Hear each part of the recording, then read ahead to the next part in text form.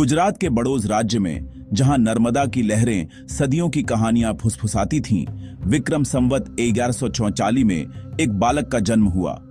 विशाल देव, बड़ौद के राजा मलदेव के प्रधान, अपने नवजात पुत्र को गोद में लिए खड़े थे। उनकी आंखों में गर्व चमक रहा था।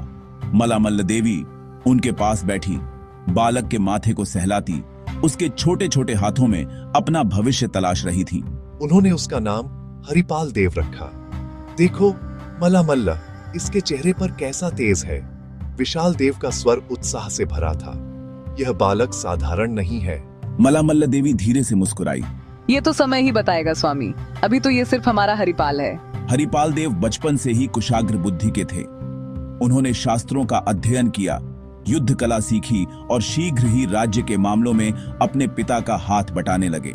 उनकी यूथावस्था में उनका विवाह कमला देवी से हुआ, जो सुंदरता और बुद्धिमत्ता का संगम थी। कमला देवी ने हरिपाल देव के मन में उठते द्वंद्व को महसूस किया। एक शाम महल के उद्यान में, जहां चमेली की खुशबू हवा में तैर रही थी, वे दोनों बैठे थे। क्या बात है स्वामी, आपका मन कहीं और भटक रहा है।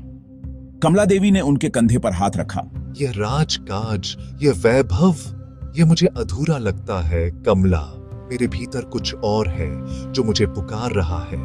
उनकी आंखें दूर क्षितिज पर टिकी थीं, जहां सूरज लालिमा बिखेर रहा था। वह क्या है जो आपको इतना विचलित कर रहा है? सत्य की खोज कमला, इस जीवन का वास्तविक अर्थ। मुझे लगता है कि मैंने अब तक जो कुछ भी किया है वह बस एक भूमिका थी। उन्होंने अपना हाथ हवा में लहराया, जैसे अदृश्य बंधनों को तोड़ रहे हों। मुझे एक ऐसे मार्ग की तलाश है जहां आत्मा को शांति मिले, जहां संसार के बंधनों से मुक्ति हो। कमला देवी ने कुछ पल सोचा।